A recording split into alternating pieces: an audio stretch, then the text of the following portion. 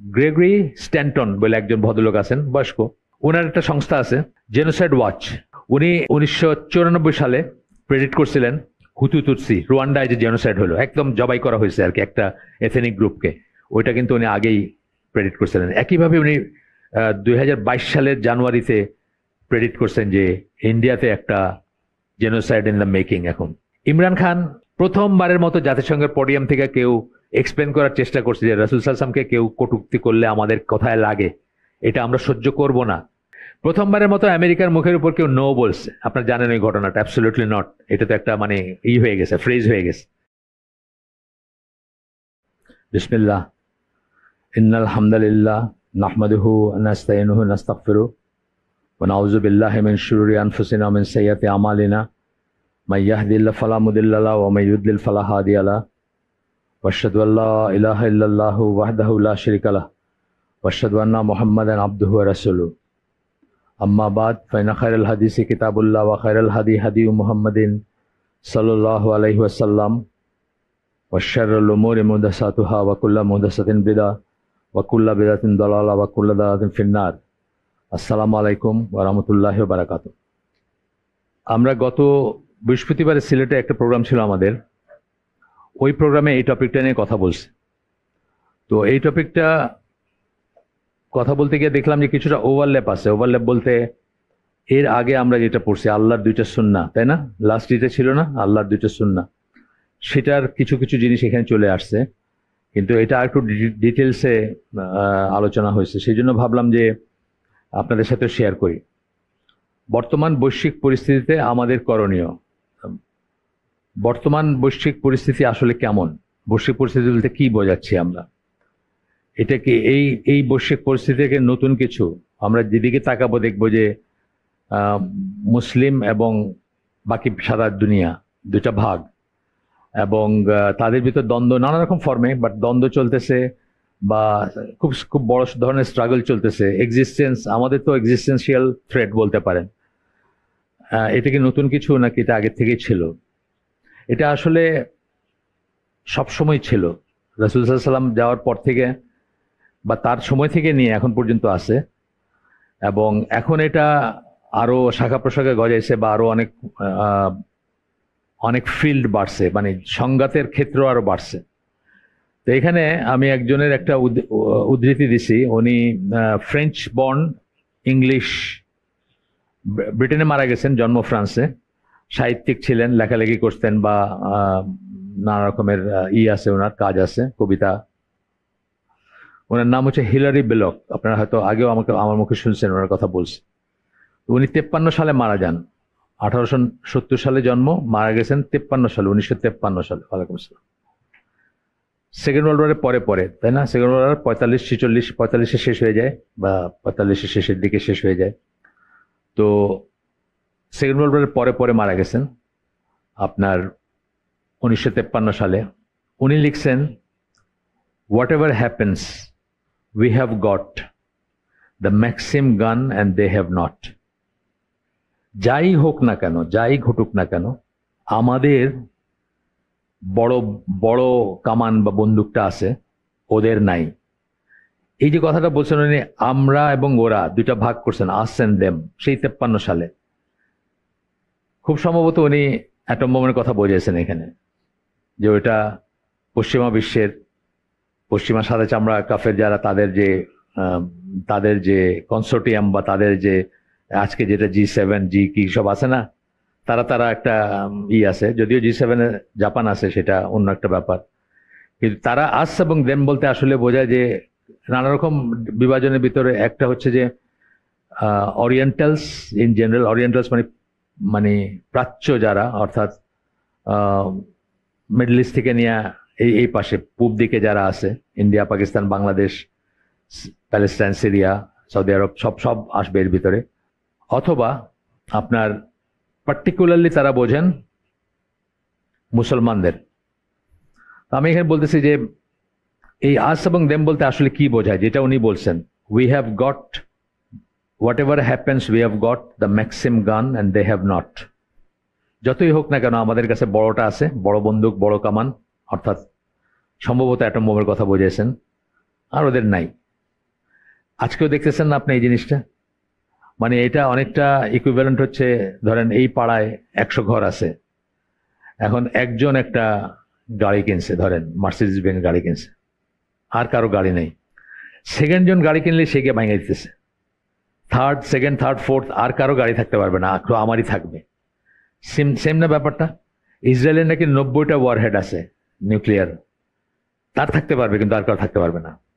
এবং এটা সাপোর্ট করতেছে কারা? এই এই উন্নত বিশ্ব সকল যারা, তারা সাপোর্ট করতেছে এবং এখন মানে নির্লজ্জভাবে করতেছে।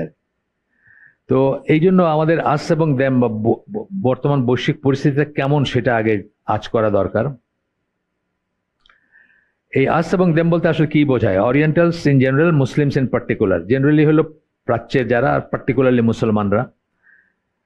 9/11-এর পরবর্তী সময়ে বুশ বলছিল না, মনে আছে আপনাদের? আপনাদের তো মনে আছে, যারা তখন আপনার ছোট ছিলেন হয়তো, জানেন না, না ছোট না, তখন অলরেডি বুয়েটে পড়েন তাই না? ইন্টার, আচ্ছা, ইন্টার হইলেও মনে থাকার কথা।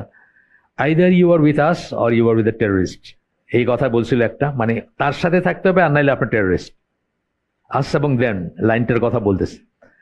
আর একটা কথা তার মুখ ফসকায় বাইরে গেছিল, যেটা নিয়ে পরে ওইটাকে ধামাচাপা দেওয়ার চেষ্টা করছে, কিন্তু এটা একবার বাইরে গেলে তো অন রেকর্ড আছে। সেটা হলো ক্রুসেড কথাটা মুখ দিয়ে উচ্চারণ করছিল। এখন ক্রুসেড কথাটা কি ছিল? 1095 সাল থেকে নিয়ে 1290 সামথিং, ধরেন এই 200 বছর, এই 200 বছর জুড়ে বারবার ক্রুসেড শুরু করছে কারা? ইউরোপিয়ানরা। তাদের ভিতরে অনেক বিভাজন ছিল, অনেক মারামারি কাটাকাটি ছিল, কিন্তু সেগুলাকে বাদ দিয়ে তারা সবাই ইউনাইটেড হয়েছিল একটা কমন শত্রুর এগেনস্টে। সেই শত্রুটাকে ইসলাম এবং মুসলিমরা সবাই একত্রিত হয়ে সম্মিলিত সেনাবাহিনী আসছিল জেরুজালেম তথা প্যালেস্টাইন দখল করতে, এবং রক্তের বন্যা বসাই দিছিল। মানে অনেকে বলে অ্যাঙ্কেল পরিমাণ মুসলমানদের রক্ত, মুসলমান বা শুধু মুসলমান তা না, ইহুদিরাও ছিল, যাকে পাইছে তাকে মারছে আর কি, সোজা কথা, খ্রিস্টান ছাড়া। তো এটা দিয়ে শুরু হয়েছিল, তারপরে পাল্টাপাল্টি হয়েছে, একবার মুসলমান আবার রিগেইন করছে, আবার তারা করছে, আবার মানে মানে অনেকবার হয়েছে এই জিনিসটা। তারপরেও সাধারণভাবে ফার্স্ট সেকেন্ড থার্ড এরকম করে নাম্বারিং করে, কিন্তু ফাঁকে ফাঁকে অনেক যুদ্ধ হয়েছে, অনেক মারামারি হয়েছে, হয়তো সেন্ট্রালি হয় নাই, অন্য একটা জায়গায় হয়েছে বা পথে হয়েছে, জেরুজালেম বা প্যালেস্টাইন আসার পথে হয়েছে, এই ধরনের মারামারি হয়েছে। সেই জিনিসটা এখনো যায় নাই। এখনো মুসলমানদের সাথে কোনো ইস্যু হইলেই তাদের মাথায় প্রথমেই ক্রুসেড কথাটা আসে। এবং এটা নিয়ে মোহাম্মদ আসাদের ওই বইটাতে, ওই যে আপনার ইসলামের দ্য ক্রস রোডস, ওইখানে তো একটা চ্যাপ্টারই দিয়েছেন, শ্যাডোজ অফ দ্য ক্রুসেডস। মানে এখনো পশ্চিমা মন ভুলতে পারে না ক্রুসেডের কথা, এবং মুসলমানদের কিছু হলে তারা তার এগেনস্টে একতাবদ্ধ, মুসলমানদেরকে কেমন ঠেঙ্গাইতে হবে। এটাই হচ্ছে বৈশ্বিক পরিস্থিতি। এইটা যে হবে বৈশ্বিক পরিস্থিতি, এটা কিন্তু আল্লাহ আমাদেরকে অনেক আগে বলে দিয়েছেন। এইটাই যে হবে বা এটাই হবার কথা, এটাই ঠিক। আমরা কোনোদিন এটা মনে না করি যে তারা আপনাকে গোলাগুলি করে বলবে না, খুব ভালো কাজ করতেছো, বেশি করে ইসলাম প্রতিষ্ঠা করো, এটা কোনোদিন বলবে না তারা। যদি তারা কাউকে বলে, বুঝবেন যে তার ইসলামে কোনো একটা সমস্যা আছে, যাকে বলতেছে তার ইসলামের সমস্যা আছে। যখন মোদি গিয়া নেতানিয়াহুর সাথে কোলাগুলি করে, অথবা এই, আচ্ছা নেতানিয়াহুকে বাদ দিলাম, তারা দুইজনই চায় তারা ইসলামকে ধ্বংস করতে, মুসলমানদেরকে হত্যা করতে। কিন্তু মোদি গিয়ে যখন ইউনাইটেড আরব এমিরেটস অথবা সৌদি আরবের রুলার বা আরো আছে না মুসলিম রুলাররা, তো তার গলায় মালা পরাই দিচ্ছে সব। সৌদি আরব পড়াইছে, ইউনাইটেড আরব এমিরেট পড়াইছে, 5টা দেশ পড়াইছে। এই প্যালেস্টাইনের ওই আব্বাস, সেও পড়াইছে গলায় মালা। তখন বুঝতে হবে তাদের ইসলামের একটা সমস্যা আছে, তাই না? এটাই আমরা দেখবো যে আল্লাহ বলে দিচ্ছেন যে তাদের ইসলামের সমস্যা আছে, বা তাদের বুঝে সমস্যা আছে, ইসলামের না হোক তাদের বুঝে সমস্যা আছে। তো এখানে আমরা কয়েকটা আয়াত একটু টাচ করে যাব। প্রথমটা হচ্ছে সূরা মুমতাহিনার 1 নম্বর আয়াত, যেখানে আল্লাহ বলতেছেন, হে বিশ্বাসীগণ, আমার এবং তোমাদের শত্রুকে বন্ধু হিসাবে গ্রহণ করো না। আমার, আল্লাহ নিজের শত্রু বলতেছেন, এবং তোমাদেরই, কাদের বলতেছেন? কাফির মুশরিকদের কথা বলতেছেন। এরপরে বলতেছেন সূরা মাইদা 55 নম্বর আয়াত, সরি 55 না, 51 নম্বর আয়াত, মাফ করবেন, 55 নম্বর আয়াত এরকম কথা আছে, বাট 51 নম্বর আয়াতটা পড়বো আমরা। সেখানে বলতেছেন কি, হে বিশ্বাসীগণ, ইহুদি এবং খ্রিস্টানদেরকে তোমরা আউলিয়া হিসাবে গ্রহণ করো না। তারা হচ্ছে একে অপরের আউলিয়া, আমরা দেখতেই পাইতেছি তারা একে অপরের আউলিয়া। দেখেন এই যা ঘটে গেল, সত্যিকার সেন্সে পশ্চিমার কোন G7 বলেন, যাই বলেন, যে দেশগুলো ফ্রান্স, ইটালি, ব্রিটেন, জার্মানি, যেগুলো সবসময় মানে একসাথে থাকে, ন্যাটো ভুক্ত দেশই ধরেন, কোনো রকম কোনো স্টেটমেন্ট আছে? কোনো রকম কোনো স্টেটমেন্ট নেই। একটা দেশ আরেকটা দেশের লিডারশিপ মেরে ফেলতেছে, তাদের মিলিটারি লিডার মারতেছে, পলিটিক্যাল লিডার মারতেছে, তাদের স্থাপনা শেষ করে দিতেছে, অথচ কিন্তু কোনো ওই সেন্সে কোনো নিন্দা নাই। হ্যাঁ, বেশি করে ফেলতেছে এরকম দু একজন হয়তো বলার চেষ্টা করছে, মানে মারো কিন্তু একটু আস্তে মারো আর কি, এরকম। এমনকি তাদের সুপ্রিম লিডার সকল, তাকে পর্যন্ত মারার করছে, মেরেই হয়তো ফেলতো, আমেরিকানরা হয়তো চায় নাই যে ডিস্টেবিলাইজ হয়ে যাবে সেই জন্য। ওয়ালাইকুম আসসালাম। খুবই পসিবল যে মেরে ফেলতো তারা। যাই হোক, তো বলতেছেন তারা দেয়ার বাট আউলিয়া টু ওয়ান অ্যানাদার, তারা একে অপরের আউলিয়া। And if any amongst you takes them as আউলিয়া, তারপরে আল্লাহ যে কথাটা বলছে কঠিন কথা, যে আমরা যদি কেউ তাদেরকে আউলিয়া হিসেবে গ্রহণ করি, কাদের? ইহুদি, খ্রিস্টান, মুশরিক, সবাই আসবে এখানে, কাফের। Then surely he is one of them, সে তাদেরই একজন। আপনি দেখেন এই ট্রাম্পের এই লাস্ট ভিজিটটা যে আসলো, 3টা আরব দেশে গেছে সে, একজন তো $400 মিলিয়ন প্লেন দিয়ে দিছে একটা, আর বাকিরা $1 ট্রিলিয়ন ইনভেস্টমেন্টের করছে। আর কিভাবে তাকে রিসিভ করছে, কোলাকুলি করছে, এগুলো তো আপনারা সবাই দেখছেন। Allah guides not the people who are the জালিমুন, আল্লাহ তাদেরকে জালিম বলতেছেন এবং জালিমদেরকে পথ প্রদর্শন করেন না। কারা? যারা ইহুদি খ্রিস্টানদেরকে আউলিয়া হিসেবে গ্রহণ করবে। এরপরের আরেকটা হচ্ছে, এটা জানেন আপনারা অনেকবার, আমার সাথে যারা বসেন বা যারা এইসব হালাকে আসেন আগে শুনছেন, তারপরে আমি পড়ি, কারণ এটা হচ্ছে কাকে ভালোবাসবেন এবং কাকে ভালোবাসবেন না, এই ব্যাপারটা যে আপনার ইচ্ছা স্বাধীন না, এই ব্যাপারটাও যে আল্লাহ ডিফাইন করে দেন, এবং এটা যে ইমানের একটা শর্ত, আকীদার একটা শর্ত, সেই আয়াতটা হচ্ছে সূরা মুজাদিলার 22 নম্বর আয়াত। আমরা আগে এখানে পড়ছি, আবার পড়তেছি, জাস্ট মনে করায় দেওয়ার জন্য, আমরা ভুলে যাই এগুলা, মনে করায় দেওয়ার জন্য। আল্লাহ বলতেছেন, তুমি বলতে রাসূল সাল্লাল্লাহু আলাইহি ওয়াসাল্লামকে বলতেছেন, এমন কোন জনসমষ্টি পাবা না যারা আল্লাহ এবং আখিরাতে বিশ্বাস করে। এটা কিন্তু ইমানের শর্ত। আল্লাহ যখন এইভাবে কথা বলেন কোরআনে, সেটা ইমানের শর্ত। মানে এটা হইলে তার ইমান আছে, আর এটা হইলে তার নাই। তাহলে আল্লাহ এবং আখিরাতে বিশ্বাস করে কারা? মুমিনরা, তাই না? কাফেররা তো করে না। তো এমন কোন মানুষ পাবা না যারা আল্লাহ এবং আখিরাতে বিশ্বাস করে, অথচ তারা ওই সমস্ত মানুষের সাথে বন্ধুত্ব করবে যারা আল্লাহ এবং রাসূলের বিরোধিতা করে। এখানে কিন্তু খালি ইহুদি খ্রিস্টানের কথা বলেন নাই, কাফেরদের কথা বলেন নাই, ইভেন মুসলিম নামদারি কেউ যদি আল্লাহ এবং রাসূলের বিরোধিতা করে, তারাও ইনক্লুডেড এখানে। এখানে প্রথম আলো ডেইলি স্টার ইনক্লুডেড, বা এই ধরনের যারা আছে, যাদের এজেন্ডা হচ্ছে এই দেশকে কাফের বানানো, নাস্তিক বানানো, মুশরিক বানানো, তাদের সবাই এটার ভিতরে ইনক্লুডেড। আছে না অনেক মানুষ যারা চায় যে আমরা আমাদের জানাজায় রবীন্দ্রসঙ্গীত পড়ে আমাদের কবর হোক, চায় না? চায় তো।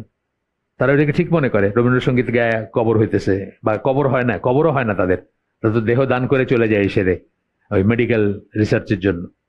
তারা আপনার দেশকে তাই বানাইতে চায়। এটা অনেক, এটা অলিখিত কিছু না, মানে কি বলতো, মানে লুকাছাপা কিছু না, এটা তো ওপেন জিনিস, এটা প্রকাশ্যে বলে তারা এগুলা। তো বলতেছেন যে even though they were their fathers, their sons, their brothers and their kindred, তারা যদি তার বাবাও হয়, ছেলে হয়, ভাই হয়, এমনকি নিকটাত্মীয় হয়, তবুও তাদের সাথে বন্ধুত্ব করবে না যদি তারা আল্লাহ রাসূলের বিরোধিতা করে। কারা করবে না? যারা আল্লাহ এবং আখিরাতে বিশ্বাস করে, অর্থাৎ যারা মুমিন, যারা রিয়েল ইমানদার, তারা কোনদিন করবে না। এরপরটা, এটাও শুনছেন আপনারা, সবকটাই শুনছেন, এগুলো তো আগে এখানে পড়া হয়েছে। এরপরটা হচ্ছে সূরা আলে ইমরান 118, 19, 20, 118, 19, 20 তিনটা আয়াত। এখানে আল্লাহ বলতেছেন যে হে বিশ্বাসীগণ, তোমরা তোমাদের দিনের বাইরে, দোজ আউটসাইড ইউর রিলিজিয়ান, তোমাদের দিনের বাইরে যারা, কারা তোমাদের দিনের বাইরে? ইহুদি, খ্রিস্টান এবং মুশরিকরা। তাদেরকে তোমাদের বিতানা হিসাবে গ্রহণ করো না। বিতানা কথাটা আরেকটু ওয়াইডার, মানে আউলিয়ার চেয়ে একটু ওয়াইডার। আউলিয়া তো ওয়ালিদ থেকে আসছে, ওয়ালির প্লুরাল আউলিয়া। আর বিতানা আরেকটু ওয়াইডার মিনিং। এখানে advisor, consultant, helpers, friends. Advisor, consultant, helpers, friend. আমাদের অ্যাডভাইজার কনসালটেন্ট কারা? বাংলাদেশের অ্যাডভাইজার কনসালটেন্ট কারা ছিল? মানে জাস্ট এখনো চলতেছে, সেটার রেস্ট তো রয়েই গেছে, কিন্তু 5ই আগস্ট পর্যন্ত আমাদের অ্যাডভাইজার কনসালটেন্ট কারা ছিল? হ্যাঁ, আমাদের ডিজিএফআই এর অফিসের ফ্লোর কাদের ছিল? আমাদের বিটিআরসি কাদের কন্ট্রোলে ছিল? আমাদের বাংলাদেশ ব্যাংক কাদের কন্ট্রোলে ছিল? তাই না? আল্লাহ কিন্তু আপনাকে বলে দিয়েছেন তাদেরকে যেন না নেন আপনি। তারপরে বলতেছেন since they will not fail to do their best to corrupt you, আপনাকে নষ্ট করতে, ধ্বংস করতে, হ্যাঁ, আপনাকে ফিতনায় ফেলতে তারা কোনো সুযোগ ছাড়বে না। They desire to harm you severely, তারা তোমাকে সিভিয়ারলি তোমাদের ক্ষতি করার চেষ্টা করে। আর কৃতদাস বানানোর চেয়ে তার বড় কোনো ক্ষতি হইতে পারে না। করদ রাজ্য, কৃতদাস দখল করাটা খালি ফিজিক্যালি বাকি ছিল, আর তো কোনো দিক দিয়ে কোনো রকম স্বাধীনতা ছিল না। আমাদের কি লজ্জার কথা, আমাদের আর্মি চিফ প্রমোশন হবে কিনা সে ইন্ডিয়া গিয়ে ধর্ণা ধরছে, তাই না? পড়েন না এগুলা? আমাদের মিনিস্ট্রি পাবে কিনা আমাদের এমপিরা গিয়া ইন্ডিয়ান হাই কমিশনে গিয়ে ধর্ণা দিচ্ছে। কি লজ্জার কথা বলেন! এদের স্বাধীন ছিল এটা? বা এখনো কি আছে নাকি? এখনো নাই, এখনো তার চেয়ে 19-20 হয়েছে, কিন্তু এখনো তাই। Hatred has already appeared from their mouths, তাদের মুখ থেকে অলরেডি ঘৃণা। আপনি রিপাবলিক টেলিভিশন দেখেন না? বাংলাদেশের কি কি কি চোখে দেখে তারা? আজ তক, রিপাবলিক না দেখলেও আপনি তো শুনেন যে এরকম বলতেছে Mayukh Ranjan. But what their breast conceal is far worse, কিন্তু তাদের বুকের ভিতর যেটা লুকানো আছে ওটা আরো অনেক খারাপ। কত শিক্ষিত মানুষ বলে ফেলছে যে 71-এ আমরা ভুল করছি, আমাদের অ্যানেক্সেশন করা দরকার ছিল, আমরা কেন এটাকে স্বাধীন করে দিচ্ছি দেশটাকে। ওপেনলি বলছে, লুকা ছাপার কিছু না। আপনার সেই ক্ষমতা নাই আপনি প্রোটেস্ট করবেন। ওই যে আপনার কাছে ওইটা নাই, ম্যাক্সিম গান নাই, এটা মনে রাখবেন। কিন্তু এই কোয়েশ্চেনটা ওইখানে, যার ম্যাক্সিম গান আছে তার একটু হিসাব করে আলাদা করে। এই এক্সেপশন হয়ে গেছে না ওই কবিতার, একটা এক্সেপশন হয়ে গেছে, পাকিস্তানের ম্যাক্সিম গান আছে এখন, পাকিস্তানটা আলাদাভাবে হিসাব করে, যদিও একই ইন্টেনশন। আজকের ইরানেরকে যা করতে চাইছে পাকিস্তানকে সেম জিনিস করার চেষ্টা করতেছে, করবে, কিন্তু তারপরে একটু ডিফারেন্স আছে। কারণ হঠাৎ করে যদি একটা জায়গা দেয়, ইসরায়েলি হোক আর ইন্ডিয়াই হোক, তো দুনিয়াতে তো মহাপ্রলয় ঘটে যাবে। এবং পাকিস্তানের এটা করতেই পারে, তাদের এই আছে।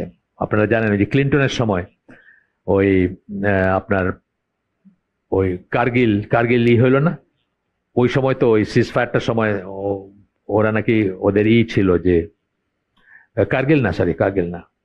কার্গিলের পরের বোধহয় কোন একটা এসে পাকিস্তানের নাকি তাদের ঝাড়ামোছা করতেছিল আর কি, মানে ইন্ডিয়ার এগেনস্টে দরকার হলে ব্যবহার। কার্গিল বা সিয়াচিন এরকম কিছু একটাতে। কার্গিলের সময়টাই তো হইলো, তাই না? এই যে আপনার 98-এ প্রথম এটা হইলো আপনার, এই যে তারা টেস্টটা করলো, নওয়াজ শরীফ তখন প্রাইম মিনিস্টার। ওর আশেপাশে কোন এক সময় মানে আমেরিকানরা ইন্ডিয়ানদেরকে করছে যে পাকিস্তানরা কিন্তু তাদের ওই বড়গুলো ঝাড়ামোছা করতেছে আর কি, তোমরা যদি বেশি করো তাহলে কখনো লাগাই দিতে পারে। এখনো কিন্তু এটা পাকিস্তান কিন্তু অলওয়েজ বলে যে ফার্স্ট ইউজ করবে না, এমন কোনো তাদের নাই। এটা কিন্তু জানেন, এটা পলিসি, ডিক্লেয়ার করা পলিসি, যে আমরা কখনোই প্রথমে ইউজ করব না। কিন্তু পাকিস্তানরা বলে যে আমাদের প্রয়োজন হলে আমরা প্রথমে ইউজ করব। ডিফারেন্স আছে এখানে। এইটুকু দেখায় তারা কিন্তু আপাতত একটু মানে, তারপরেও কোনো নেই, কোনো নিশ্চয়তা নেই। এই কয়দিন আগে নাকি চেষ্টা করছে, সব 3 দেশ মিলে চেষ্টা করছে, ইন্ডিয়া, আমেরিকা এবং ইসরায়েল মিলে চেষ্টা করছে। আচ্ছা, তাদের অন্তরে যেটা আছে সেটা আরো ভয়ঙ্কর। We have made plain to you the ayat, if you understand. তোমরা যদি জানতা, তোমরা যদি বুঝতা একটু, আমরা তোমাদের কাছে নিদর্শন গুলাকে স্পষ্ট করছি। আল্লাহ বলতেছেন, you are the ones who love them but they love you not. আমরা তো দিওয়ানা তাদের জন্য, দিওয়ানা না আমেরিকায় যাওয়া, কানাডায় যাওয়া, আমাদেরকে তারা কি চোখে দেখে একটু দেখেন, চিন্তা করে। ইন্ডিয়ার কথাই ধরেন, আমরা ইন্ডিয়ার জন্য যা দিয়েছি ওরা কোনোদিন ভুলবে না। এখন দেখাইতেছে না কি কি কি আছে, মানে যত দিক দিয়ে পারে আপনাকে মানে গলা চিপে ধরার চেষ্টা করতেছে আর কি। ট্রেড বলেন, যত ঝামেলা করা যায় আর কি। তো বলতেছে আমরা ওদেরকে ভালোবাসি, ইহুদি খ্রিস্টান মেইনলি আর কি, মুশরিকরাও আছে। And you believe in all the scriptures, এবং তোমরা সব কিতাবে বিশ্বাস করো। আমরা বিশ্বাস করি, ইনজিলে বিশ্বাস করি, তাওরাতে বিশ্বাস করি। হয়তো যেটা এখন দেখায় সেটাতে বিশ্বাস করি না, সেটার ভিতরে মিক্সচার আছে, আল্লাহর কথাও আছে, মানুষের কথাও আছে, কিন্তু আমরা তো বিশ্বাস করি তাদের কাছে কিতাব আসছে। এখানে বলে দিয়েছেন ব্র্যাকেটে তাওরাত এবং ইনজিল, while they disbelieve in your book, তারা তোমার কিতাবে বিশ্বাস করে না, ব্র্যাকেটে বলছেন আর কি এটা। you believe in all the scripture বলে ব্র্যাকেটে এটা বলছেন, এটার মিনিং হচ্ছে এটা। and when they meet you they say we believe, যখন তোমাদের সাথে দেখা হয় তারা বলে যে হ্যাঁ আমরা বিশ্বাস করি। but when they are alone they bite the tips of their fingers at you in rage, যখন তারা আলাদা থাকে তখন আঙ্গুল কামড়ায় তোমাদের উপরে ক্রোধে, রাগে, হিংসায়, মানে এত সম্পদ কেন মুসলিমদের হাতে, বা যাই বলেন, যাই তারা দেখে, যাই তারা মনে করে, সব তেলগুলা কেন তাদের কাছে, এই ধরনের ব্যাপারগুলো তারা বলে বা তারা এই করে। যাই হোক, এটা আরো আয়াত বড় আছে, আমি আর পড়লাম না এটা। এই কথাগুলা যে আয়াতগুলোর কথা বললাম, এই আয়াতগুলো 1400 বছর 1450 বছর আগের আয়াত। আজকে কিন্তু সেম জিনিস দেখতেছেন না, একই জিনিস রয়েছে। তাহলে বৈশ্বিক পরিস্থিতি মুসলমানদের জন্য কোনো চেঞ্জ হয় নাই, আস এবং দেন মুসলমানদের জন্য চেঞ্জ হয় নাই, যা ছিল তাই আছে। এখন আমরা বলতে আমরা কাদের বলতেছি?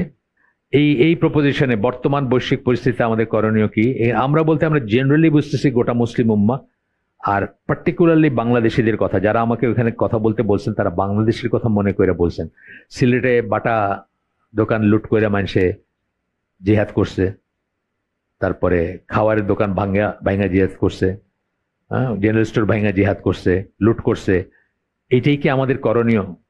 বর্তমান বিশ্বে কাগজে কলমে গণতন্ত্র, সেকুলার হিউম্যানিজম, মানবাধিকার, হিউম্যান রাইটস, আত্মনিয়ন্ত্রণ অধিকার ইত্যাদির সর্বোত্তম মর্যাদা। আত্মনিয়ন্ত্রণ মানে আমার লাইফটা আমি চুজ করব, আমি কি চাই, আমার ভোট আমি দিব, যাকে খুশি তাকে দিব।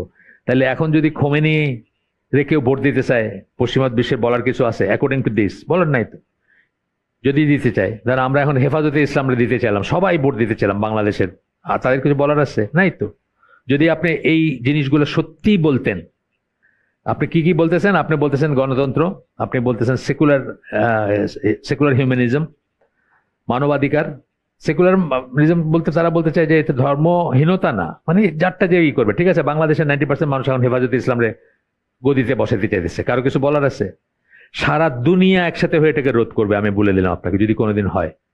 হ্যাঁ, আনটিল আনলেস আপনি আফগানিস্তানের মতো 20 বছর ধরে যুদ্ধ করে সব শেষ হয়ে গেল, ঘরে ঘরে তাদের বাপ আছে তো ছেলে নাই, ছেলে আছে তো বাপ নাই, হাজব্যান্ড আছে ওয়াইফ, মানে এরকম অবস্থা না? কত মারা গেছে এটা কোনো হিসাবই নাই তাদের।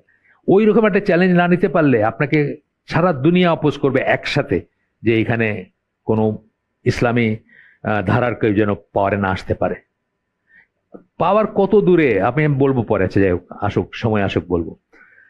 সোজা বাংলায় কোনো দেশ বা জাতির মানুষ যেভাবে চাইবে সেভাবে তাদের দেশ বা জাতি গঠন করবে, এটাই ডেমোক্রেসি বলে। কিন্তু যখনই একটা মুসলিম দেশের সর্বোচ্চ অবস্থানে প্রতিষ্ঠিত, মানে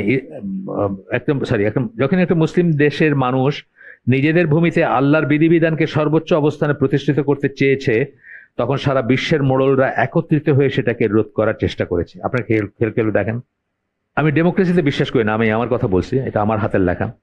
আমি ডেমোক্রেসিতে বিশ্বাস করি না, কিন্তু যারা ডেমোক্রেসিকে ঈশ্বরের বাণীর চেয়েও শুদ্ধ মনে করেন, অনেক মানুষ মনে করে, অনেক মুসলমান নামদারি মনে করে, অনেক বাংলাদেশি মনে করে এখনকার সবকিছু ডেমোক্রেসি চলতেছে না। তারা বলে থাকেন ডেমোক্রেসির একটা মূল নীতি হচ্ছে রাইট টু বি ডিফারেন্ট। এইখানে 100 জন মানুষ আছে, 100 জন শার্ট প্যান্ট পরছে, আমার রাইট আছে আমি জব্বা পরবো, পাঞ্জাবি পরবো, পাজামা পরবো, টুপি পরবো, যা ইচ্ছা, আমার রাইট আছে। এটি রাইট টু বি ডিফারেন্ট, এটার মানে হচ্ছে এটা। লেসবিয়ান, গে, সাঁওতাল, চাকমা, হিজড়া, সবাই রাইট টু বি ডিফারেন্ট আছে, শুধুমাত্র মুসলিমদের রাইট টু বি ডিফারেন্ট নেই। আপনি চিন্তা করে দেখেন কথাটা। যারা এখনো ছেলে মেয়েরে পশ্চিমে পড়াইতে চাইতেছেন, স্বপ্ন দেখতেছেন কাফের দেশে পাঠাবেন, তারকে চিন্তা করে দেখেন এগুলো। রাইট টু বি ডিফারেন্ট নিয়ে পশ্চিমা কাফের বিশ্ব সোচ্চার, কেবল মুসলিমদের রাইট টু বি ডিফারেন্ট নেই।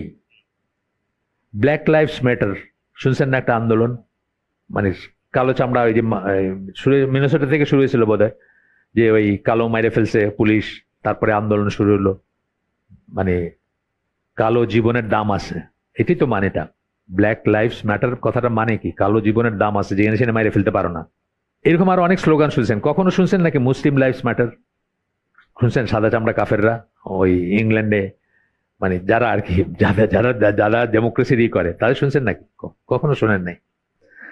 এরপরে এই কিছু কিছু জিনিস কিন্তু আগের এপিসোডটাতে আমরা আলোচনা করছি, যেটা হয়তো একটা হবে আপনার, জাস্ট একটু ওভারল্যাপিং হবে। আলজেরিয়া, আজারবাইজান, বসনিয়া, ইন্ডিয়া, এই প্রত্যেকটা জায়গায় আলজেরিয়ায় যখন একটা মুসলিম লিডারশিপ আসার সম্ভাবনা হয়েছে, তারা কু ঘটায় দিয়ে এটা নস্যাৎ করে দিছে। আজারবাইজানকে থ্রেট দিছে যে ইসলামী, যদিও আজারবাইজান ব্যাপার একটু অন্য, শিয়া। বসনিয়া সারা দুনিয়া তাকায় দেখলো কিভাবে গণকবরগুলো এখন দেখেন না, মাঝে মাঝে ওই দিনে দেখেন, মানে একদম ব্লাইন্ড ধরাবেন কিভাবে, মানে জাস্ট মুসলমান মেল মারি ফেলছে। সারা দুনিয়া তাকায় দেখছে, উল্টা এম্বার্গো দিচ্ছে যে বসনিয়া থেকে অস্ত্র পাঠাইতে পারবে না। মানে বসনিয়ানদের রাইট নেই অস্ত্র পাওয়ার, কিন্তু সার্বদের, ক্রোয়েটদের রাইট আছে, বসনিয়ানদের মাইরে ফেলবে। এবং ওপেনলি বরিস ইয়েলৎসেন, তখনকার রাশিয়ান, বলছে যে তারা ওপেনলি সাপোর্ট করছে সার্বিয়াকে, এবং বলছে যে তারা ইউরোপের ফ্রিঞ্জেসে, মানে সীমান্তে বা ইউরোপের কোনো মুসলিম দেশ চায় না, ওপেনলি বলছে। আজকে পুটিনের সাথে আমাদের অনেকের অনেক দোস্তি, অনেক আশা ভরসা, পুটিন কি জানি করে দিবে আমাদের, ওপেনলি বলছে। ইন্ডিয়াতে যা হইতেছে আমার জানা মতে পৃথিবীর কোন দেশে মাইনরিটির উপর এটা হয় না, এক্সেপ্ট হয়তো হিটলারের সময় যদি জুদের উপর হয়ে থাকে। আজকে ইন্ডিয়াতে যা হচ্ছে, আচ্ছা এটা অফিসিয়াল, কিন্তু অফিসিয়াল সর্বোচ্চ পজিশন থেকে অফিসিয়ালি বলতেছে যে এরা হচ্ছে ঘুষব্যাঠিও, তারপরে কি বলে ওই অনুপ্রবেশকারী, এদের ড্রেস দেখেই বোঝা যায়, চেনা যায় এরা কারা, এদের অনেক সন্তান হয়, মানে সর্বোচ্চ পজিশন থেকে বলতেছে। মানে মানুষের দুটো রাগ ডাক করে। ধরেন ট্রাম্পও কিন্তু এই কথা মুখ দিয়ে আনে না, ইলেকশনের জন্য আনে না, হয়তো ভিতরে আছে, হয়তো ট্রাম্প ক্লিন্টন এরা কিন্তু মুখ দিয়ে এইসব কথা আনে না, পুটিন মুখ দিয়ে এইসব কথা আনে না, কিন্তু ইন্ডিয়াতে বলতেছে ওপেনলি, এবং কোনো কোনো কোনো সমস্যা নাই বলতে। আমি তো অবাক হয়ে যাই যে মানে সারা দুনিয়া তাকায় দেখতেছে, বিকজ মুসলমান, সেই জন্যই আপনাদের আমরা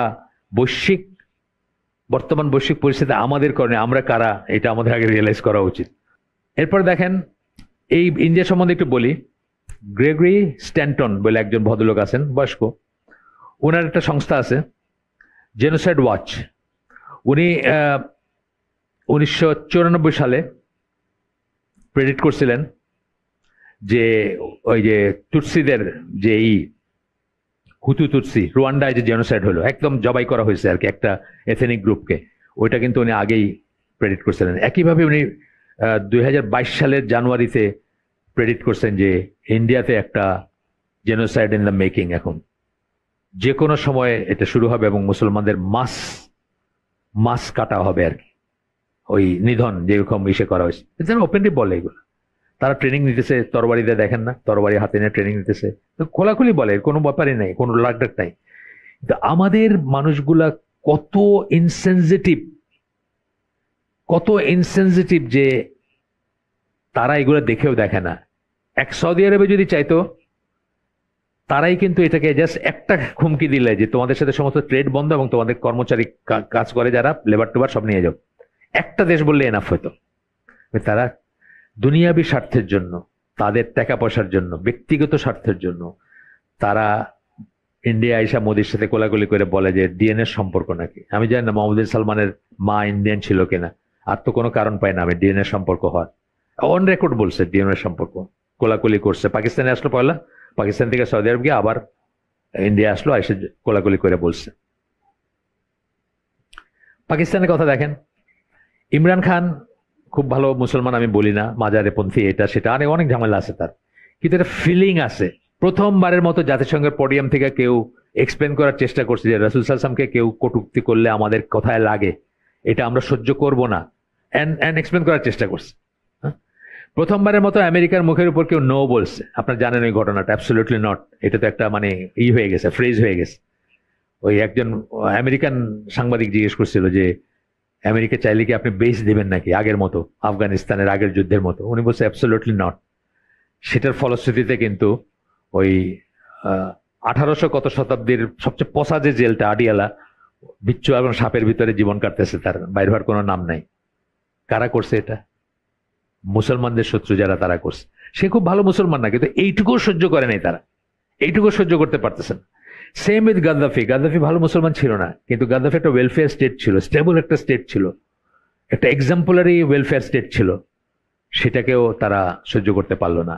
তারা মনে করছে কি জানি কি হয়ে যাবে ইসলামের তো কিছু হয় নাই, কিন্তু তারা মনে করে, পাকিস্তানও ধরেন, পাকিস্তান তো 100 ইয়ার্স অ্যাওয়ে ফ্রম, মানে 100 কেন 1000 years away from Islamic Republic হওয়ার মতো, নামে যদি ওরা ইসলামিক রিপাবলিক। কারণ ইমরান খান ইংলিশ মিডিয়াম স্কুলগুলোতে শুধু সিরা কম্পালসারি করছিল, কিছুই না, যে মানে এটা তো মানে ভিনদেশী নাগরিক হিসেবে বড় হইতেছে, তারা তাদের ট্র্যাডিশন জানে না, তাদের রাসূলের লাইফ জানে না, সিরা কম্পালসারি করছিল, আর কিছু না।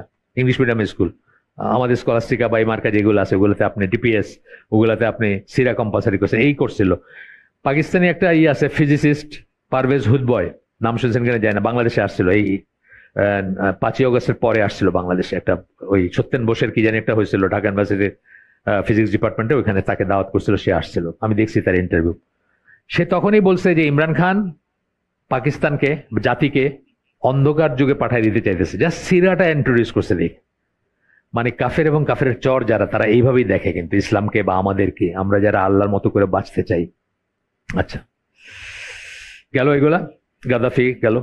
কাফের মুশরিকদের অনুগত আমাদের রাষ্ট্রযন্ত্র, আমাদের বাংলাদেশের দাড়ি টুপি হিজাবের মতো ব্যাপারের বিরুদ্ধে অঘোষিত যুদ্ধ ঘোষণা করেছিল 5ই অগস্টের আগে। এখন একটু একটু চলতেছে, কিন্তু অন্যটাও চলতেছে আমাদের উপদেষ্টা মণ্ডলীর ভিতরে, বা আমাদের নারী কমিশন, এগুলো দেখলে বোঝা যায় যে অন্যটাও চলতেছে, ভিতরে ভিতরে চলতেছে। এখানে এলজিবিটির প্রপোনেন্ট আছেন, বা এলজিবিটি যারা প্রপাগেট করতে চান তারা আছেন, এই উপদেষ্টা পরিষদের ভিতরে আছেন। বাংলাদেশে একটা পাবলিক ইউনিভার্সিটি, মিলিটারির নিয়ন্ত্রণে একটা পাবলিক ইউনিভার্সিটি, সেখানে বাইরে নোটিশ দিয়ে দেখা হয়েছে এই ড্রেস কোড চলবে না। ড্রেস কোড বলতে কি, টুপি দাড়ি, টাকনোর উপরে কাপড় পাঞ্জাবি, এগুলো চলবে না। মেয়েদের নেকাব হিজাব চলবে না। অফিসিয়ালি লাগানো ছিল, আমি জানি না এখনো আছে কিনা, অফিসিয়ালি লাগানো ছিল এটা। বাংলাদেশ 90% মুসলমান দেশ। এই যে বললাম যে সবাই আছে, শুধু আমাদের নাই। ওই রাইট টু বি ডিফারেন্ট সবাই আছে, শুধু মুসলমানের নাই, ইভেন এখানেও। এবং জামাতের মতো একটা গণতন্ত্রকামী সংগঠন, যেটা আমি মনে করি কোনো পসিবিলিটি নাই ইসলাম প্রতিষ্ঠা করার। আমি তাদের বলতেছি না, মানে আমার নর্মাল যে হিসাব আছে, যে বুঝ আছে, সেই মতে তাদের দিয়ে ইসলাম প্রতিষ্ঠা হওয়ার কোনো সম্ভাবনা আমি দেখি না। তারা গণতন্ত্রকামী, তারা মডার্নিস্ট একটা তারা মন্দিরে যান ইসের সময়, তারা মেয়েরা চাকরি করতে কোনো বাধা নাই বলছেন অন রেকর্ড। নিকল, ওই যে যমুনা টিভির যে করে, তার সাথে আরেকখানে বলছেন যে প্রথমে আমি মানুষ, তারপরে আমি বাংলাদেশি, তারপরে মুসলিম। সুতরাং তাদের কোনো সমস্যা থাকার কথা না কারো, কিন্তু তাদেরকেও এমন বিপজ্জনক মনে করছে যে তাদের টপ লিডারশিপটাকে এলিমিনেট করার প্রেসক্রিপশন একদম সরাসরি ইন্ডিয়ানদের কাছ থেকে আসছে। ইন্ডিয়ানরা লিস্ট করে দিছে যে ABCDEFG এলিমিনেট করে ফেলতে হবে। একজনকে পারে নাই, তারও নাম সেই লিস্টে ছিল, তারকেও এলিমিনেট করার কথা, কিন্তু বিশাল ধরনের ফিতনা তৈরি হয়েছিল, মারপিট, সেই জন্য পারে নাই। দেলোয়ার হোসেন সাইদি তাকে অন্যভাবে মেরে ফেলছে, কিন্তু ফাঁসি দিতে পারে নাই। কিন্তু এইগুলো সব তো তাদের প্রেসক্রিপশন। আপনার গণজাগরণ মঞ্চ যেমন তাদের প্রেসক্রিপশন, এটাও তাদের প্রেসক্রিপশন, এবং এটা চলতে থাকবে। কিন্তু আপনার মনে করেন না যে 5ই অগস্ট গেছে আর আপনি একদম খুব রিল্যাক্স করবেন না। এই মানে স্ট্রাগল চলবে, নানা ফ্রন্ট থেকে নানাভাবে আসবে। সো বেটার বি কেয়ারফুল, বিশেষ করে আমাদের মতো যাদের কোনো দল নাই, যাদের কোনো পলিটিক্যাল এজেন্ডা নাই, যারা শুধু আল্লাহর মতো বাঁচতে এবং আল্লাহর মতো করে মরতে চায়, তাদের জন্য এই স্ট্রাগল জারি থাকবেই থাকবে। পলিটিক্যাল দল যারা আছে, তারা হয়তো এর সাথে তার সাথে কোয়ালিশন কইরা এর মানে তল্পি বহন করে, ওর তল্পি বহন করে একটা সুবিধা নেবে। কিন্তু আমাদের মতো যারা কোনো পলিটিক্যাল ওরিয়েন্টেশন নাই, তাদের খুব কঠিন সময় আছে, আরো কঠিন সময় সামনে আসতেছে। আমার দেশে জামাতের দেখেন, 91 সালে 12.2% ভোট পাইছিল, 96-তে 8.6, 2021-এ এসে 4.28। কোনো থ্রেট আছে জামাতের? কোনো থ্রেট আছে নাকি? আপনি লজিক্যালি বলেন, এই পার্সেন্টেজ দিয়ে কিছু করার উপায় আছে? উপায় নাই। তারপরে কিন্তু তাদেরকে বিপজ্জনক মনে করছে। জাস্ট তারা মুখে বলে যে আল্লাহর আইন প্রতিষ্ঠা করতে চায়, এই জন্যই তাদেরকে এমন বিপজ্জনক মনে করছে যে এলিমিনেশনের লিস্ট বানাই দিছে যে কাকে কাকে এলিমিনেট করতে হবে। আমাদের দেশের মধ্যে একটা ছোট্ট দেশ, অথচ 90% মুসলিমের দেশেও কখন নির্বাচন হবে, কে নির্বাচন করতে পারবে বা পারবে না ইত্যাদি নির্ণয় করা, সুতা টানাটানি কারা ইত্যাদি নির্ণয় করার জন্য সুতা টানাটানি, আপনি বুঝতেছেন কারা করতেছে। সব কিন্তু বহিঃশক্তি, either India or America or European Union. তাই তো, এরাই তো ডিসাইড করতেছে কি করবেন না করবেন, কে ইলেকশন করবে কে করবে না, কে অপরাধী কে অপরাধী না, তারাই কিন্তু বলে দিচ্ছে। বৈশ্বিক পরিস্থিতিতে আমাদের অবস্থা ও করণীয় নিয়ে আলোচনা করা যাক এখন। আমাদের অবস্থা করণীয় 1967 এবং 73, আগে বলছি আপনাদেরকে, আবার রিপিট হইলে মাফ করে দিন যারা আগে শুনছেন। 67-73-এ মারাত্মক ধরনের পরাজয় বরণ করছে আরব দেশগুলা ইসরায়েলের কাছে। এইটা যখন সিলেটে এই হালাকা করতেছে, তখন যুদ্ধ চলতেছে, সেই জন্য যুদ্ধের কথাটা আসছে।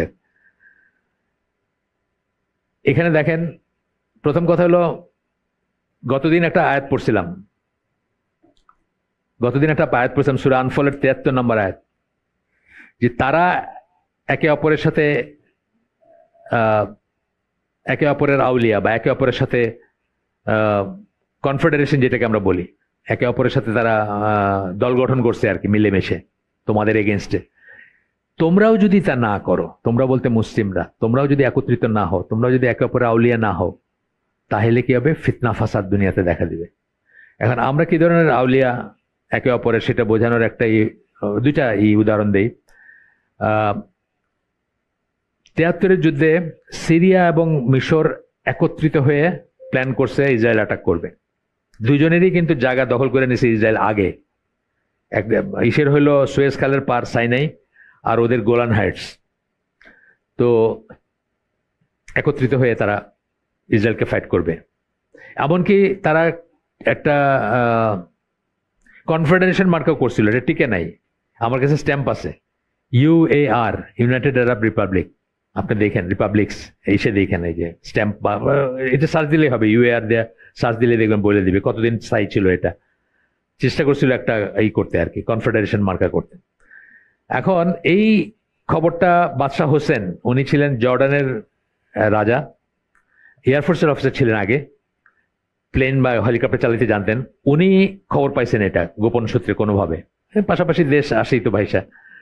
উনি নিজে একা হেলিকপ্টার চালায় ইসরায়েলে গেছেন, গিয়ে গোল্ডা মায়ার, তখনকার ইসরায়েলি প্রাইম মিনিস্টারকে বলছেন যে তোমাদের উপর কিছু একটা আসতেছে, তোমরা রেডি হয়ে যাও। গোল্ডা মায়ের পাত্তা দেন, এখানে পাত্তা দেন। এবং এটা সত্যি কথা যে খুব আকস্মিকভাবে হয়েছিল অ্যাটাকটা। ইয়াম কপুর না কি বলে একটা দিন আছে ওদের ইহুদিদের, ওই দিনে ঈদের দিন আর কি, ধরেন ঈদের দিন সবাই উৎসব করতেছে, ওই সময় অ্যাটাকটা করছে। গেল একটা বিট্রায়াল। সেকেন্ড বিট্রায়াল দেখেন, ইজিপ্ট যেই কথা ছিল যে আনটিল মানে শেষ রক্তবিন্দু পর্যন্ত তারা ইসরায়েলকে করবে, ইজিপ্ট যেই সুয়েজ খালের পাটটা সাইনাইটা দখল করতে পারলো, দখল করে নিল, সাথে সাথে ইউনিলাটারালি বললো যে আমরা আর যুদ্ধ করব না। এখন সিরিয়া একলা পড়ে গেল, বুঝছেন? এই হচ্ছে আমাদের অবস্থা। আর তাদের অবস্থাটা আপনারা দেখেন, তাদের অবস্থা কি। ইংল্যান্ডের তো কিচ্ছু আসে যায় না। আমি মাঝে মাঝে বলি যে যেখানেই মুসলমানদের এগেনস্টে কোনো ব্যাপার হয়, ইউকে সেটাতে আসেই আসে, অথচ তাদের সাথে কিন্তু আমাদের কোনো শত্রুতা নাই।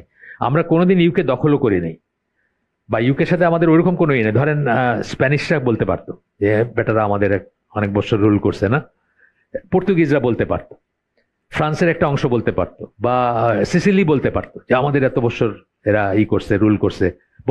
বসনিয়া বা ওইসব বালকান যেগুলোকে বলি, ইউগোস্লাভিয়ার ওরা বলতে পারতো। কিন্তু ইংল্যান্ডের বলার কোনো কারণ নেই। কিন্তু সবখানে দেখবেন ইংল্যান্ড এইসব ইসের আছে, ওই পক্ষে আছে। এই যুদ্ধের পরে বহু মানুষ মোরতাদ হয়ে গেছে, এই দুইটা যুদ্ধের পরে। এইগুলো আলোচনা করছি আগে, আবার এই ওভারল্যাপিং হচ্ছে আর কি ইসের জন্য, টপিকটা যেরকম। বহু মানুষ মোরতাদ হয়ে গেছে কেন? তারা মনে করছে যে আল্লাহ ওয়াদা করছেন নুসরার, সে নুসরা কোথায়? আল্লাহর ওয়াদা মিথ্যা। গতদিন আমরা যে আমাদের যেটা ছিল আল্লাহর দুইটা সুন্নাহ, কি বলছিলাম আমরা? প্রথমটা হচ্ছে যে ইসলাম সবসময় বিরোধিতার সম্মুখীন হবে, আর 2 নম্বর সুন্নাহ ছিল কি? ডিজার্ভ না করলে আল্লাহ আপনাকে ক্ষমতা দিবেন না, জমিনে ক্ষমতা দিবেন না। আমরা কি ডিজার্ভ করি? আপনাদের জাস্ট তাকায় দেখেন, আমাদের লিডারশিপ দেখেন। আমাদের যে 3টার কথা বললাম, এই যে ট্রাম্প আসলো প্রথম সফর, তারপরেই কিন্তু সে এই কাজটা করলো। মানে আপনি দেখেন, মানে কিভাবে এক্সপ্লেন করবেন এটা? কাতারকে কিন্তু আমি একটু অন্য হিসাবে দেখতাম সবসময়, সেটাও আমার করে দিল $400 মিলিয়ন প্লেন দিয়ে, বুঝছেন? কাতারকে একটু মনে করতাম। আর আল জাজিরা নিয়েতে অনেক প্রেশার আছে, আল জাজিরাকে বন্ধ করার জন্য প্রেশার আছে, সৌদি আরব থেকে আছে, ইসরায়েল থেকে আছে, এবং আরো কিছু শর্ত টর্ত দেয়, এগুলো একটা পাত্তা দেয় নাই কাতার। কিন্তু এবার তো দেখলাম যে সেই আগে বেড়ে সে যেটা দিছে এটা তো আর কেউ কোনোদিন দেয় নাই। একজন ব্যক্তিকে সে $400 মিলিয়ন প্লেন দিছে। একটা তুমুল বিতর্ক এটা নিয়ে আমেরিকাতে। আমাদের সেই মুসলিম হতে হবে যাদের জন্য আল্লাহ নুসরা ওয়াদা করেছেন। এর কোনো শর্টকাট নাই, এটার কোনো শর্টকাট নাই, কোনো ইজি ওয়ে নাই, কোনো ম্যাজিক ফর্মুলা নাই, ম্যাজিক ফর্মুলা নাই। আমরা অস্ত্র হইলেও কি হয়েছে, অস্ত্র যদি লাভও করি, সে অস্ত্র কার হাতে আছে? আসিম মুনিরের হাতে আছে। আসিম মুনিরকে দেখছেন না? দেখতে কেমন আসিম মুনির? হাফেজ, কিন্তু কোরআনে হাফেজ। দেখতে কেমন? ক্লিন শেভ না? পুরা জেন্টলম্যান না? তারে আবার ট্রাম্পে ডাইকে নিয়ে গেছে, পিঠ চাপড়ায় দিছে ওখানে গিয়া। বুঝতেছেন তো কি মুসলিমের হাতে আছে অস্ত্র থাকলেও। হ্যাঁ, হয়তো সে তার দেশটার জন্য হয়তো করবে, কিন্তু দেশের জন্য যুদ্ধ করে তো জিহাদ না।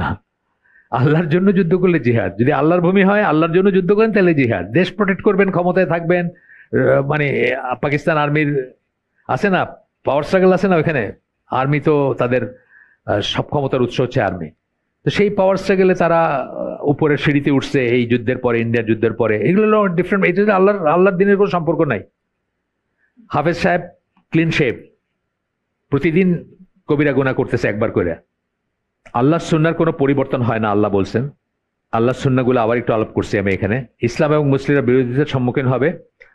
আল্লাহ তখনই আপনাকে জমিনে কর্তৃত্ব দিবেন যখন আপনি তা ডিজার্ভ করবেন। সূরা হাজের 41 নম্বর আয়াত, সূরা নূরের 55 নম্বর আয়াতে আল্লাহ বলছেন যে আমাদের তাকওয়া, আমরা যখন তাকওয়াবান হব, আমরা যখন শিরক বিবর্জিত হব, আমরা যখন শিরক করব না আল্লাহর সাথে, আমরা যখন যদি পাওয়ার দেওয়া হয় আমরা জমিনে সালাত এস্টাবলিশ করব, যা যা যা যা করার আগে জাকাত দিব বা আল্লাহর বিধান ইত্যাদি করব, এই সমস্ত জিনিস ডিজার্ভ করার ব্যাপার।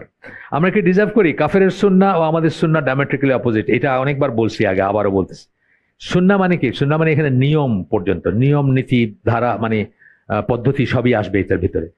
তো ডায়ামেট্রিক্যালি অপোজিট মানে কি? কাফেররা শীর্ষে গেছে কখন, মানে তাদের উন্নতির শীর্ষে কখন যেতে শুরু করছে? যখন তারা নাস্তিক হয়ে গেছে, যখন তারা তাদের গড যেটা ছিল, মানে যেমন করে হোক একজন ঈশ্বরে বিশ্বাস করতে, সেটাও যখন অবিশ্বাস করতে শুরু করছে, সেইটাকেও যখন চার্চকে তারা মানে বলছে যে তুমি ঘরের ভিতর থেকে দিন পালন করো, বাইরে কোনো ব্যাপার নাই, ধর্ম তোমার করবা করো।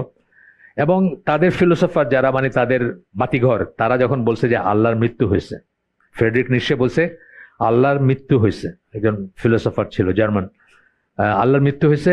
আর তারপর একসময় বলছে যে যদি বাইচাও থাকে বা আল্লাহ বলে কেউ থাকলে তার কোনো রিলেভেন্স নাই আমাদের লাইফের, আমাদের জীবনের উপরে, লাইফের উপরে, পৃথিবীর উপরে তার কোনো ইনফ্লুয়েন্স নাই, তার কোনো রোল নাই তার।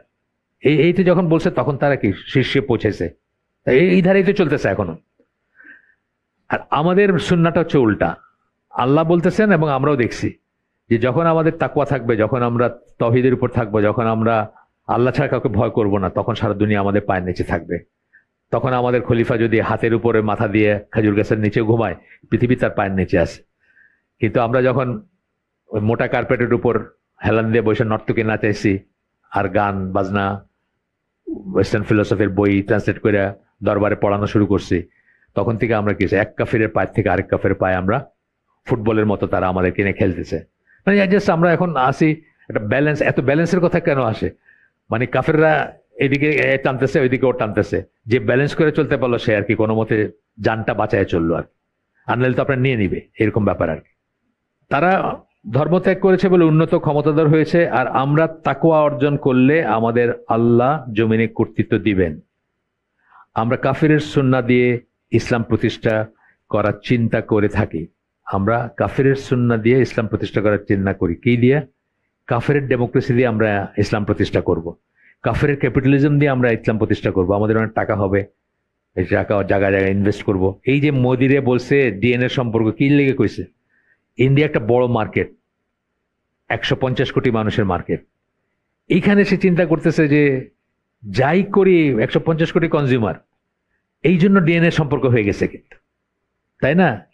এখন কাফিরের সুন্নাহ দিয়ে আমরা ইসলাম প্রতিষ্ঠা করব মনে করলে আমরা মহা ভুল করতেছি। ইসলামের সুন্নাহ দিয়ে ইসলাম প্রতিষ্ঠা করতে হবে। আমরা যদি মনে করি ডেমোক্রেসি, ক্যাপিটালিজম, ম্যাটেরিয়াল উন্নতি, এগুলো হলে পৃথিবীতে ইসলাম প্রতিষ্ঠা হয়ে যাবে, যেটা এই যে মডার্নিস্ট দলগুলা যারা ইখওয়ানুল মুসলিমিন বলেন বা অন্য যারা, তারা মনে করে বোকার স্বর্গে বসবাস করতেছে, এটা কখনো হবে না। আমার একটা গল্প আমি আগে বলছি, আপনাদের আবার বলি। বুগো বলে একটা জায়গায় যাইতাম আমি, ইসে আপনার এই যে পাশাপাশি বুগো কাগান্ডি অর দুটাই, ওই ডেলমন্টের লোড করতে যেতাম, কন্টেনারে যেতাম, কন্টেনার জাহাজ, ফিডার ভেসেল, 2 সপ্তাহে একবার যেতাম। এবং ডেলমন্টে জানেন আপনার একটা নাম করে একটা ফ্রুট ইসের কোম্পানি, টিন ফ্রুট আছে, ক্যান ফ্রুট আছে, আবার কলা বা ওগুলোও এক্সপোর্ট করে সারা দুনিয়ায়, মানে ইন্টারন্যাশনাল। তাদের লোড করতে যেতাম, কার্গো লোড করতে যেতাম। তো ওইখানে ওইখানে মুসলিম অধ্যুষিত এলাকা, সাউদার্ন ফিলিপিন্সের। তো ওইখানে আপনার একটা মসজিদে যেতাম আমি। তো আমার যাই ছিল দাড়ি টাড়ি যা, তো ওরা আমাকে আরব মনে করছে পয়লা। তখন আমার জিজ্ঞেস করছে যে তুমি আরব নাকি? ওইখানে কিছু লোকজন সবসময় থাকতো আর কি, মুসল্লি। তা আমি হাসে দিয়ে বলছি না, আমি খুব গরিব একটা দেশ থেকে আসছি, আরব না। মানে আমি বোঝাতে চেয়েছি যে ওইখানে অনেক আরব টারব বিয়া শাদিও করছে, বুঝছেন তো, ঘর করতেছে। মানে আরবদেরকে ওরা একটু করে, আরবরাও ওদেরকে সাহায্য সহায়তা করে, বা ইভেন ওদের যে স্বাধীনতার জন্য আন্দোলন ছিল, সেটাতে তো আরবরা পয়সা দিচ্ছে, এটা তো সত্যি কথা। কি মোরো কি ন্যাশনাল ফ্রন্ট নাকি সব ছিল, ফিলিপিন্সে ছিল আর কি, অনেক এম দিয়ে সামথিং নাম, এখনো আছে তাদের, কিন্তু ওই আল কায়দায় অ্যাফিলিয়েটেড ছিল আর কি কিছু। তো যাই হোক, আমাকে যখন বললো, আমি বললাম যে আমি তো খুব গরিব একটা দেশ থেকে আসছি, তখন আমার বলতেছে এইটা করো না, এটা বলবা না কখন। আমি বললাম কেন? আমাদের প্রফেট গরিব ছিলেন, ইসলামের সুন্নাহ হচ্ছে পয়সা দিয়ে এটা হবে না, ইসলাম পয়সা দিয়ে প্রতিষ্ঠিত হবে না, ইসলাম তাকওয়া দিয়া বা দিয়া প্রতিষ্ঠিত। আমি খুব অবাক হয়ে গেছিলাম তখন, আমার বুঝতো যে এরকম না, মানে জাস্ট নামাজ পড়ি, এইটুকুই, দাঁড়িয়ে আছে নামাজ পড়ি।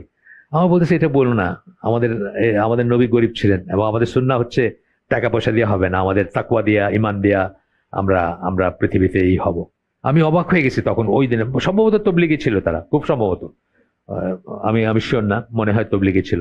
একটা আবার সাদা চামড়াও পাইছিলাম ওইখানে, সেও আসছিল আর কি, বিএসডি করছে ওইখানে। তো এটা আমরা বুঝতে হবে যে আমরা কাফেরের সুন্নাহ দিয়ে ইসলাম প্রতিষ্ঠা করতে পারবো না। আমরা মনে করতেছি পারবো, ডেমোক্রেসির মাধ্যমে ভোটে জিতে, তারপরে আপনার মেটেরিয়াল ক্যাপিটাল, অনেক টাকা পয়সা যদি আমরা মাল্টিপ্লাই করতে পারি। ব্রুনাই দারুস সালাম, কুয়েত, এমিরাত এবং সৌদি আরব হয়তো পৃথিবীর অর্ধেক সম্পদ, আমি জানি না, হিসাব করি না কোনোদিন, মানে এদের কত পয়সা এরা নিজেও জানে না হয়তো, কিন্তু ইসলামের কি কাজে লাগছে? ইসলামের কোনো কাজে লাগে নাই। সেটা আমরা পারবো না। আমাদের ওই মুসলিম হতে হবে যাদের জন্য আল্লাহর সাহায্যের প্রতিশ্রুতি রয়েছে। সেই একটা উদাহরণ দেই, আওস এবং খাজরাজ, জানেন নাকি আপনারা? নামগুলো শুনছেন না? আওস খাজরাজ কারা ছিল? এরা মদিনার দুইটা ট্রাইব ছিল, নিজেদের ভিতর মারামারি করতে করতে এক্সটিংক্ট হয়ে যাওয়ার উপক্রম হয়েছে। এটা তো একটা ভালো ঘটনা না, নিজের ভিতরে মারামারি করতেছে, এটা তো ভালো জিনিস না। কিন্তু এইটার থেকে আল্লাহ একটা ভালো জিনিস নিয়ে আসছেন। কি করছেন? সেই জন্য তারা রাসূলকে বলল যে আপনি এসে আমাদের উপরে মুরব্বী হিসাবে বসেন, আমাদের এইগুলার মীমাংসা করে দেন, আমরা তো শেষ হয়ে যাচ্ছি। তাহলে কি হলো? আউস খাজরাজের মারামারি করে মরে যাওয়াটা মোটেই শোভনীয় কোনো ঘটনা, ভালো কোনো ঘটনা না, কিন্তু এইটার থেকে আল্লাহ একটা ভালো জিনিস বাইর করে দিলেন, কি? রাসূলকে তারা ইনভাইট করলো তাদের উপরে আইসা বসার জন্য, তাই না? এরকম দেখবেন অনেক সময় একটা ঘটনা ইটসেলফ ভালো না, কিন্তু এটার কদর হিসাবে এটার রেজাল্টটা আল্লাহ ভালো করে দেন, বা আমাদের একটা চাওয়ার জিনিস হয়ে যায়। 5ই অগস্টের ব্যাপারটা কিন্তু সেরকম একটা ব্যাপার, যেভাবে যাদের দিয়ে যে পন্থায় হয়েছে, এটা কিন্তু আমাদের পন্থা না, আমাদের পন্থা হওয়ার কথা না। কেন? আপনার ওই দিন, আমি আগেও বলছি, ওই দিন রাস্তায় ধরেন 15 লাখ মানুষ ছিল, 15 লাখ। সেই 15 লাখ মানুষের ভিতরে ধরেন 13 লাখ ছিল মুসলমান, 12 লাখ ছিল মুসলমান। ওই দিন সবাই জোহর, আসর এবং মাগরিবের নামাজ কাজা হয়েছে না? হয়েছে না? হয়েছে তো কাজ। আপনার কাছে ওয়াহি আসছে যে আপনি এই কারণে নামাজ কাজা করতে পারবেন? ওয়াহি না আসলে তো আপনি কি করছেন? আপনার কাছে আল্লাহ কোনো প্রায়োরিটি না। যুদ্ধের ময়দানে ওইখানে নামাজের এক্সেমশন নাই, একদল পড়বে, সরে দাঁড়াবে, আরেক দল এসে জয়েন করবে, ওই দল পাহারা দিবে। পড়ছেন না এটা? তাহলে আপনাকে কে বললো যে এই করবে? তার মানে আমাদের দেশ ইসলামের জন্য রেডি না এখনো। এরাই হচ্ছে আমাদের দেশের চালিকা শক্তি, এরাই ম্যাটার করে, এরাই এ বা বি বা সি একটা কিছু পদ্ধতি বের করবে, মানে বেছে নিবে, তাই না? সেটার সাথে ইসলামের কোনো ব্যাপার নাই। এই একটা উদাহরণ দিয়ে দিলাম। যদি ব্যাপার হইতো তাহলে জোহর আসরের জন্য, বা আপনি দেখছেন যে কিছু পড়ছে, একটা ছবি আমি দেখছি, হয়তো গোটা 50 বা 100 জন পড়ছে, কিন্তু এই যে জোয়ার, গণজোয়ারের ভিতরে কোথায় কোথায় নামাজ, কোথায় কিসের কি? ওই দিন যদি তারা চাইতো, তাহলে এই দেশে একটা ইসলামী দেশ হিসেবে ঘোষণা করতে পারতো না? আমরা মানুষ চায় নাই, আপনার মানুষ রেডি না, আপনাকে পিটায় মেরে ফেলবে। আপনি যদি এখন ধরেন, আমি প্রায়ই বলি কথাটা, একদিনের জন্য আপনার থিওরিটিক্যালি আপনি বাংলাদেশের বেস্ট মুসলিম যিনি, তাকে বসায় দিলেন যে আপনি এখন দেশের প্রধান আর কি, উনি এসেই কি কি বলবে? হারাম, আচ্ছা চ্যানেলগুলো বন্ধ করেন, টিভি বন্ধ করেন, ওই কি বলে কি বলে ভিডিও ব্লগ বন্ধ করেন, মানুষ পিঠে মেরে ফেলবে। কল্পনা করতে পারে না, ফেসবুক বন্ধ করেন, মানুষ পিঠে মেরে ফেলবে না? পিঠে মেরে ফেলবে। তো যাই হোক, এটা বোঝার ব্যাপার আছে। কিন্তু 5ই অগস্টে যে ঘটনা ঘটছে, আমাদের বুকের উপর থেকে পাথর নামছে, উইচ ইজ ট্রু। যেটা আওস খাজরা দিয়ে আমি উদাহরণ দিলাম, একটা ঘটনা ইটসেলফ হয়তো খুব বড় ভালো কিছু না, কিন্তু রেজাল্টটা যেটা হয়েছে এটা আপনার আমার জন্য ভালো হয়েছে। অফকোর্স এটা আল্লাহর তরফ থেকে একটা ফেভার, আল্লাহ এটা করাই দিয়েছেন। মানুষের বুদ্ধিতে, মানুষের চিন্তায়, কত চিন্তা করে কেউ বাইর করতে পারে না কি করে how to get rid of those যারা বুকের উপর চাইপে বসছিল, তাই না? কোনো মানবিক চিন্তায়, ফর্মুলায় পড়তেছিল না কিন্তু আল্লাহ এটা ঘটাই দিয়েছেন। কদর হিসাবে আমরা মাইনে নিচ্ছি এটা, এবং আমরা এটাতে আমরা শুকরিয়া করি যে আল্লাহ একটা ব্যবস্থা করে দিয়েছেন, আমাদেরকে মুক্তি দিয়েছেন। বাট যারা বা যেই পদ্ধতিতে যা হয়েছে এর সাথে আমাদের আসলে কোনো ব্যাপার নাই, কিন্তু খেয়াল করলেই বুঝবেন এর সাথে ইসলামের কোনো ব্যাপার নাই।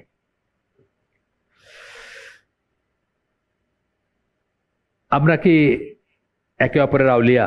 এটা আগেই বলছি, তারপরে আবার বলতেছি, আমরা কি আউলিয়া? আপনি ইন্টারমিডিয়েট লেভেলের পড়াশোনা করতেছে, ইন্টারমিডিয়েট এবং ইন্টারমিডিয়েট পরের প্রতিটা ছেলের স্বপ্ন হচ্ছে সে হয় আমেরিকা, নয় কানাডা, নয় ফ্রান্স, নয় জার্মানি, না হয় ইংল্যান্ড যাবে। আমরা কি একে অপরের আউলিয়া? আল্লাহ তো না করতেছেন যে এদেরকে আউলিয়া হিসাবে গ্রহণ করতে।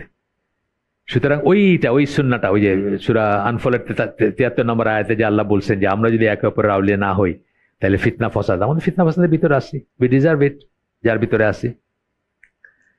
এখন আমরা একদম শেষের দিকে চলে আসছি। আমরা তাহলে কি করব?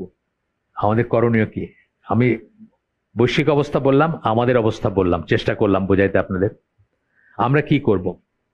এখানে ইমাম মালিকের একটা আসার খুব ফেমাস, খেয়াল করে শুনেন। উনি বলতেছেন the last generation of this উম্মা, ওনার জন্ম হচ্ছে 711 হিজরিতে, রাসূল সাল্লাল্লাহু আলাইহি ওয়াসাল্লাম মারা গেছেন 632, 711, তাহলে রাফলি ধরেন ওইখানে 70-80 বৎসর, তাই তো হয়, হ্যাঁ 80 বৎসরের মতো ডিফারেন্স রাসূলের মৃত্যুর পরে। এবং হিজরি বলতেছে, মাফ করবেন, খ্রিস্টাব্দ, মাফ করবেন, 632 খ্রিস্টাব্দ আর 711 খ্রিস্টাব্দ ইমাম মালিকের জন্ম। তাহলে ধরেন ওই যে 70 আর 10, 80 বৎসরের ডিফারেন্স, আর খুব বেশি দূরে না। সে সময় বলতেছেন the last generation of this উম্মাহ can only be reformed by that which reformed its first generations. এই উম্মার, জেনারেশনস প্লুরাল বলছেন, এই উম্মার শেষ জেনারেশন কেবল ওইভাবেই পুনর্গঠিত হইতে পারে যেভাবে এই উম্মার প্রথম জেনারেশন গুলা পুনর্গঠিত হয়েছিল। গুলা বলছেন কেন? আমরা কি বলি? প্রথম 3 জেনারেশন বলি। রাসূল বলছেন best is my generation, then is next, then is next. তাহলে ওই 3 জেনারেশনকেই প্রথম জেনারেশন মনে করি আমরা, প্রথম 3 প্রজন্ম। সেগুলা যেভাবে রিফর্মড হয়েছিল, পুনর্গঠিত হয়েছিল, অথবা গঠিত হয়েছিল, বা জীবন্ত ইসে আসছিল, এক্সিস্টেন্সে আসছিল, জাহিলিয়াত থেকে বের হয়ে আসছিল, লাস্ট জেনারেশনও সেইভাবেই হইতে হবে। এরপরের কথাটা খুব সুন্দর বলছেন, what was not part of the religion then, যেটা আমাদের দিনের অংশ ছিল না তখন, cannot be a part of the religion now, এখনো সেটা দিনের অংশ হইতে পারে না। ডেমোক্রেসি, ফেমিনিজম, লেসবিয়ানিজম, এলজিবিটিকিউ তখন আমাদের দিনের অংশ ছিল না, এখনো আমাদের দিনের অংশ হইতে পারবে না। আমাদেরকে আমাদের রুটে ফিরে যেতে হবে। এবং রুট মানে কি? সালাফ যাদেরকে বলি, প্রথম 3 জেনারেশন, সাহাবি, তাবেঈ, তাবেঈ, তারা যেভাবে দিন জানছেন, বুঝছেন, শিখছেন, পালন করছেন, প্রয়োগ করছেন, সেটাতে যদি আমরা ফিরে যেতে পারি, অন্তত চেষ্টা করতে পারি একটা সাইজেবল জনগোষ্ঠীর, তবে আল্লাহর নুসরা আমরা আশা করতে পারি। তা নাইলে যা চলতেছে এইভাবেই চলবে। তারাই ঠিক করে দিবে আপনি কে, আপনি কি, আপনার আইডেন্টিটি কি, আপনি কি করতে পারবেন, কি করতে পারবেন না, কতটুকু করতে পারবেন, কতটুকু করতে পারবেন না, এইভাবেই চলতে থাকবে। সো আমরা চেঞ্জ করে ফেলতে পারবো না দুনিয়াটা, কিন্তু অন্তত আমরা আমাদের কনস্ট্রাকশনে আমাদের নিজেদেরকে বলতে পারবো যে আল্লাহ, আমি আমার মতো করে চেষ্টা করছি সেখানে এই করার। সুবহানাকা আল্লাহুম্মা বিহামদিকা আশহাদু আল্লা ইলাহা ইল্লা আনতা আস্তাগফিরুকা ওয়া আতুবু ইলাইক। আমরা যে শুনলাম তার হয়তো ভালো কিছু শুনে থাকলে সমস্ত প্রশংসা আল্লাহর, আলহামদুলিল্লাহ। খারাপ কিছু শুনে থাকলে সমস্ত ব্যর্থতা আমার এবং সেটা শয়তানের তরফ থেকে। আল্লাহ আমাদেরকে তৌফিক দেন যা ভালো শুনলাম তার উপর আমল করার।